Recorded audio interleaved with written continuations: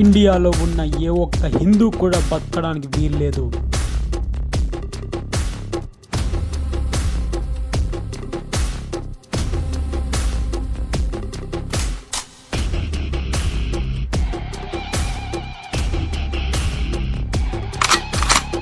पागल कौन है रे तू? Indian army hands up.